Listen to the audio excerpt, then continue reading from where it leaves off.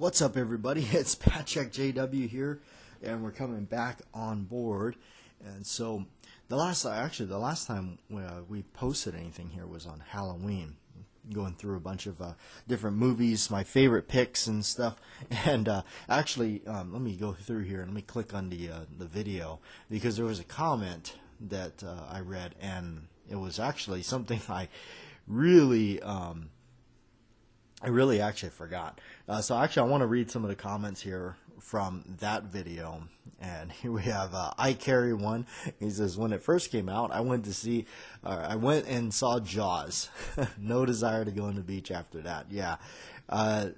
Jaws is any kind of movie like that growing up for me on the island, when and people would go and see it. It was like I guess it was like I don't know what you want, like a bad addiction. It's like, it's bad for you, but let's go and do it anyway. He goes, I mean, oh my gosh, everybody, you would go and see Jaws or any kind of shark movie, and it's like, yeah, we're living on an island where, the most fun thing you do is go to the beach.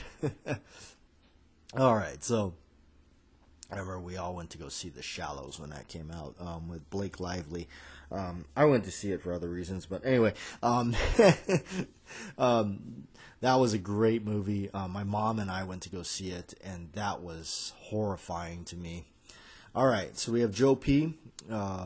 When we bought our first house, my son and I were determined to talk to my wife into letting us get a big dog.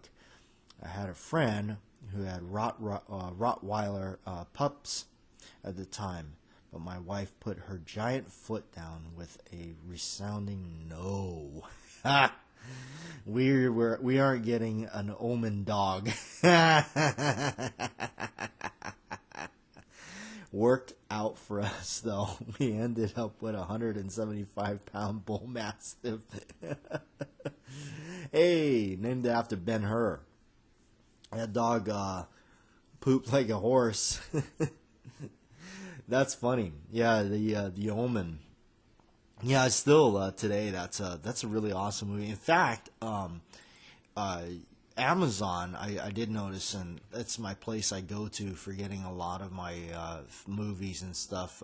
Aside from, every time I go to the record store, problem with that is, as much as I love doing that, I wound up walking out with a stack of videos costing me like $70.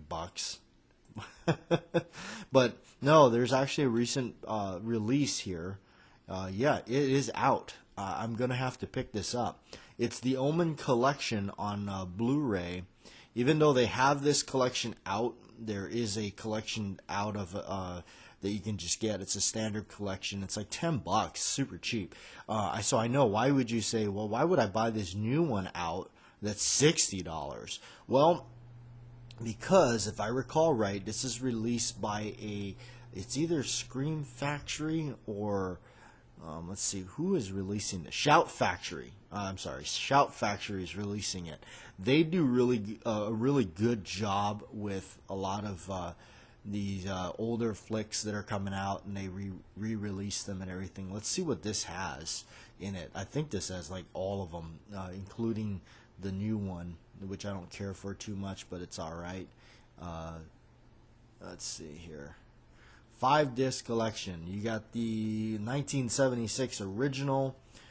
It does, oh, look at this, all new 4K remaster. I have yet to do the 4K thing myself, guys, so maybe when I finally do. I'm so slow to stepping up to this, man.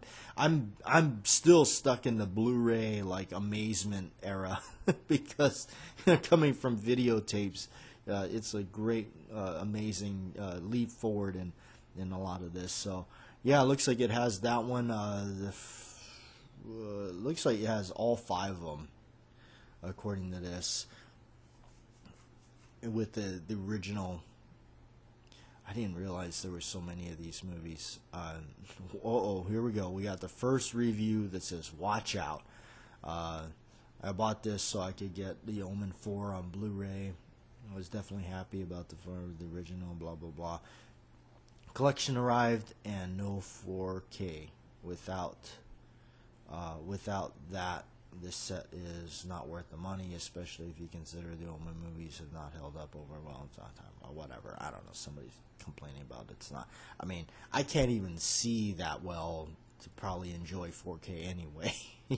so, so yeah, that's why I always look at the reviews. But anyway, it's a neat set. It's out, $60, The Omen. It's always been my favorite, but really, I only like the first one, so I'm still debating on that. So, all right, here we go. 454 Packer. The realistic ones are the scariest to me. Yes. Yes, he has his Freddy girl dog. She was born on Halloween. I still have a Christmas card from her. All right, Jeffrey Richardson. Very true. Great times. Yes, they were. And we have here we go. Brent Franz says, you got some good taste in horror movies. The original Texas Chainsaw Massacre, the original Nightmare on Elm Street, Creepshow. Yes, I forgot to mention Creepshow. Creepshow is definitely one that I owned on videotape as well and watched a whole bunch because I was always intrigued by the cover art of that, which I'm really happy that I have a DVD release of it. It's one of those keep case styled ones, but it has the original artwork, so I really like that one. And the Dawn of the Dead, Halloween are my top 5 favorite horror movies. And you're right, the covers are so awesome. That's right. I mean, back then that was what it was. And we have Richard Landeros. What's up, Richard? Good to see you here. And let's see what you got here. He says, yeah, great lists he had of movies. Well, thank you. I would also put Psycho, Nightmares. Carrie, Christine, Funhouse. Yes, Funhouse was definitely a one for the Ghoulies, Critters. Yeah. Terminator, the original Terminator, 1984. That is still such a cool movie. I watch Terminator a lot. You also have some that are not really horror but can pass for Halloween movies, such as The Crow, Beetlejuice. I love that movie. Gremlins, Cat's Eye. Cat's Eye is a good one. Hitcher, Lost Boys, Blade, Interview with a Vampire, The Howling, American Werewolf in London. Yeah, these are definitely good ones. Teen Wolf, The Birds. If I can remember the name, it was Silent Night, Deadly Night. Yes, the Santa Claus killer movie. That's interesting. Cujo, Troll, Fright Night. Duel, yeah, that's the one with the trucks, I believe. I don't know, there must be more. There's always more. But yeah, Silent Night, Deadly Night was certainly a classic in its own way because it's kind of funny is the media made that movie to be more than what it really is. The media really attacked that movie hard. That movie remained such a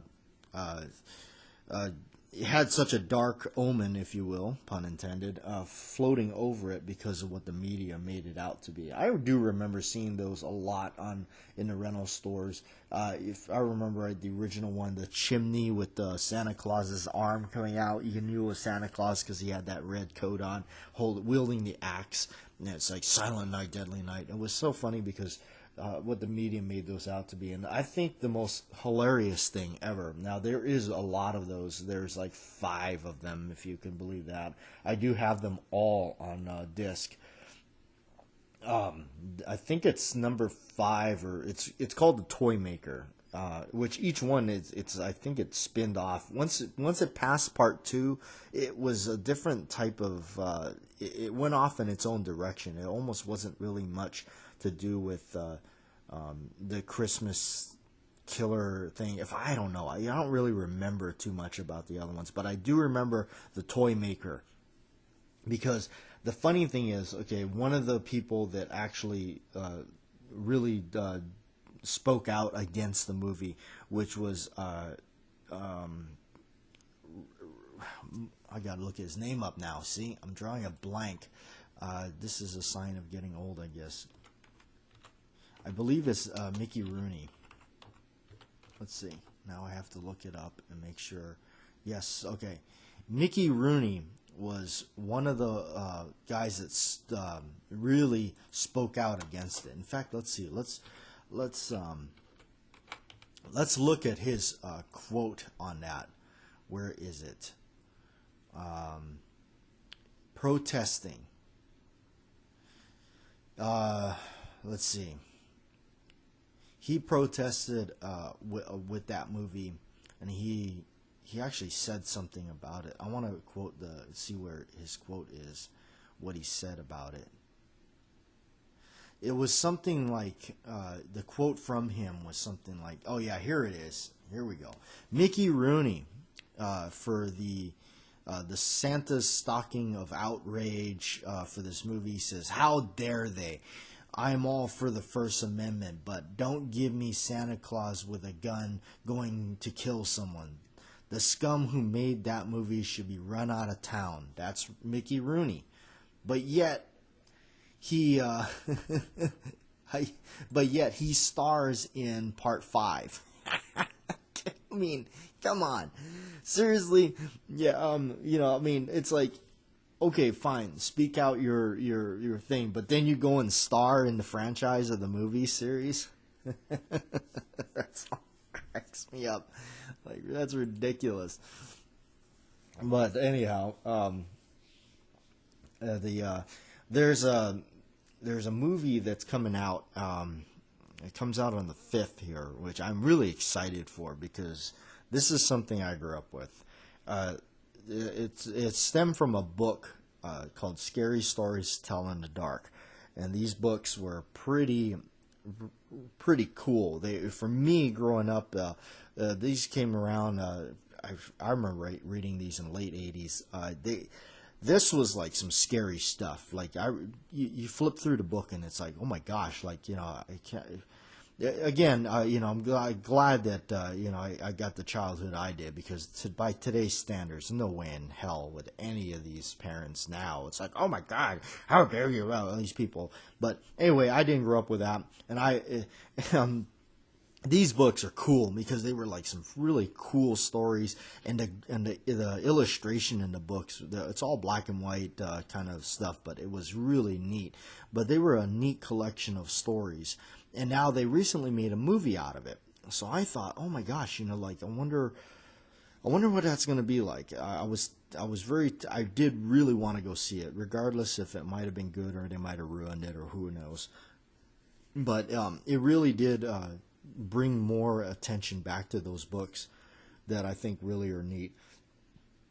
So that movie's coming out on November 5th here, and I really enjoyed to go see it. I thought it was it really had a nice throwback. One of the things that I really liked was they set the movie in like the 60s or something, I want to say. I think it's set somewhere in that time period, 50s or 60s. Really good movie. It really held up really well in the context of the book. I think they really added the good things about the book and then made it its own. It really had a good storyline that holds up really well to the books, because it incorporates the books, but it had to tie everything in together somehow. I really enjoyed it because for me, it was kind of like a throwback kind of movie in a sense of like what, coming from like that childhood of like watching E.T. and stuff like that. Those are kind of like, really movies that I guess I touch those of us that are, kids from that era that really, that made our childhood. So like only other movie that ever really do that for me, which was Super 8. That was a newer movie. Super 8 did that for me, and this movie did it for me too.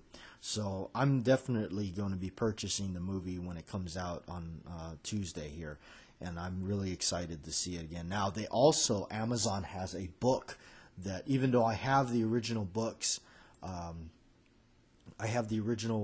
books that I purchased on Amazon that were left with the original artwork and illustrations, not the original covers, which I was kind of disappointed with that. I almost might order another set that looks like they include the original covers I may just do that too, just to have them, because it is a neat set to have. But they have a hardcover book that's out that follows closer to the movie. That's really neat, and I think it's neat because it's also, of course, it is hardcover, and it has that look that the book does in the movie. So I'm really interested in that. I think I'm going to buy that just to have it as a companion. It's really neat. This kind of stuff is really cool to me. So I'm interested. I'm really curious to see how it all, the book, what it looks like and everything like that. So, and I'll make a video on it and I'll show you guys all that stuff. So I think it's really neat. So, as some other things that I'm going to be doing here, as November rolls around and December and everything like that, Christmas, and of course my birthday rolls around with this time of the year and everything. So I always use this as an excuse to say, okay, I should get myself something to do something. So anyway, I am actually looking into. I always go down and hang out. One of my favorite local shops in town. It's called ThunderStick. I always go down there and hang out because it's a neat shop, because they're not a place that you're not going to go in there and buy an AR-15. You're not going to go in there and buy a Glock, okay? Even though they can get you those things without a problem. But this is a place that if you like black powder, you like single actions, cowboy stuff, revolvers, old school stuff, Browning high powers, 1911s, this is the place. So this is, that's, you can tell, like, this is my kind of shop. And not only that, it's a reloading mecca. If you reload, or you're getting into reloading, this should be your first stop. This place has got it all. This is where I go to get most of my stuff now, because it's just local. It's right there in town. I don't have to worry about shipping it to my door or anything like that. It's just more convenience that way. I can stop in, grab what I need, take it home, not a problem. So this is where I go, and this is where I get the stuff I use. So anyway, we're sitting there talking, and as a reloader, as a hand loader, I've been hand loading since I pretty much started shooting. Once I started shooting and I realized, like, hey, I really enjoy this, I got into hand loading. Thank you to a very a cool guy that I knew for a long time. He's getting on with age now, but he took the time to sit there and talk to me and teach me all about reloading. And reloading has become one of my other favorite type of things to do. I really like it. And when you're into reloading, certain cartridges interest you. For me, like 45 Colt, 44 Special, these type of things interest me. So and this has always been something on my mind, and also, because of my love for Western movies, especially John Wayne, as you guys all know, John Wayne is very near and dear to me. I was interested in buying a single action in 30-40 or 38-40. Really interesting. The 38-40 caliber, true cowboy cartridge. The way it looks, it's a bottleneck cartridge. It's basically a 40 caliber, from my understanding, neck down onto a 44-40 casing, which is basically, I think it's like a 45 Colt casing anyway, but I don't know. I'm actually very excited to check this out. So they're going to actually call Monday morning, check it out for me, and see what kind of availability there is from Cimarron or Taylor's & Co. To see what kind of availability, if they can get it for me. And of course I said, if you do get it, I want it in a 4 3/4, like John Wayne's caliber, barrel lengthwise, and everything. So I'm actually kind of psyched up for it, because I'm going to do that, and obviously going to hand load for it, because they're really pricey, but it's really neat because I can, I love tinkering with that kind of stuff, and I'm going to run it on my turret press, my Lee turret press. If those of you are going to get into loading, I highly recommend Lee, checking out their products. Really affordable and really good stuff.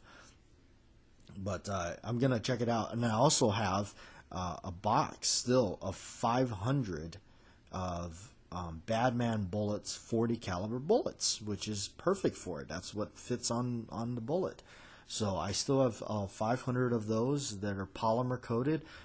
Patrick Regan over there, he's a veteran owned for Badman Bullets. Also, I always say, those of you that do order online, and the reason I just don't is because like I said, I find it more convenient locally just to go pick it up from there. Plus my my current living status, I don't want the mailman wielding this giant heavy box to my front door, you know, so I just don't want that in this area. But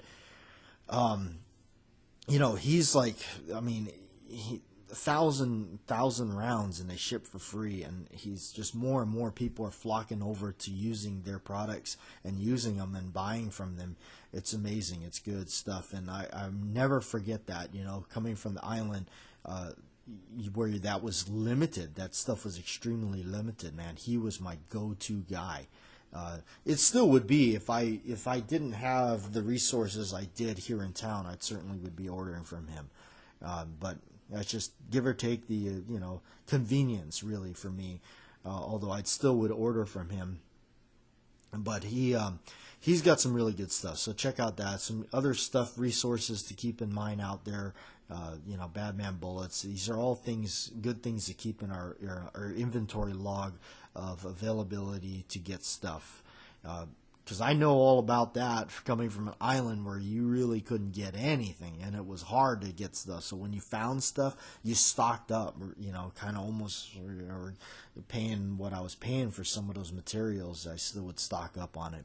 It's always a good thing. So anyway, yeah, the 3840 caliber is really interesting to me. I can't wait to really pick it up. It's going to be really the first bottleneck cartridge I am going to be hand loading. So I definitely picked the brain on my friend down there at ThunderStick, because that's his favorite cartridge. He shoots it a lot. Definitely picked his brain about a lot of it beforehand, even making this decision to do so. And plus the fact that it's you know, the Cimarron and Taylor and Co., they all come from the same place, Uberti, Italy, or Pieta or whatever. They're really good stuff. They really do. They really make fantastic stuff. Much rather pay the $500 for one of those and the copies rather than a $5,000 Colt that you just would scream if it got scratched or anything. And these guns are made to the exact. It's got it's replicated it so much that it doesn't bother me at all. I love them. They're great. I have 2 of them already and 45 Colts, so it's going to be interesting to add this one to the collection, of course, and then put some custom grips on there. So anyway, thanks for listening, you guys. Appreciate it, and we'll see you next time.